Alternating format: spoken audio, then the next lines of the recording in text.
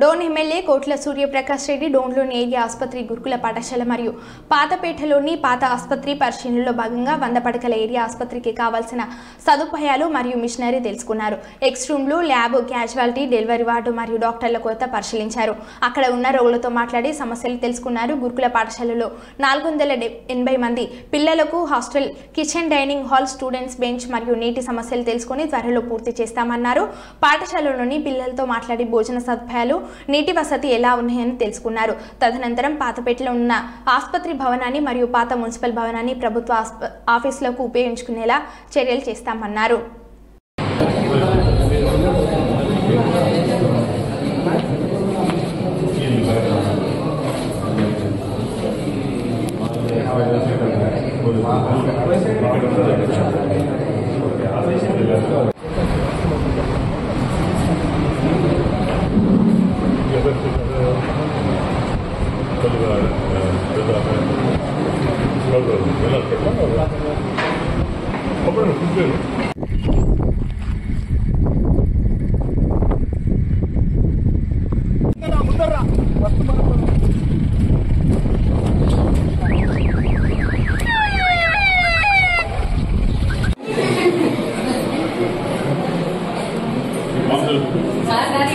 పచ్చడి ఇస్తాం సార్. ఒకసారి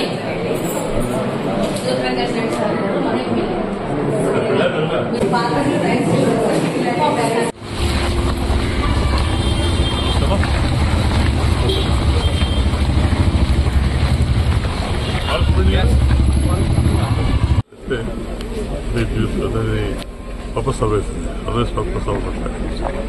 అంబులెన్స్ బిల్డింగ్ హాస్పిటల్ కానీ ఇస్ నాట్ ఫుల్ ఎక్విప్ లేదు. డిఫరెంట్ ఎక్విప్మెంట్స్ కానివ్వండి, నేచర్ కానివ్వండి, ఇది కూడా షార్టేజ్ ఉంది.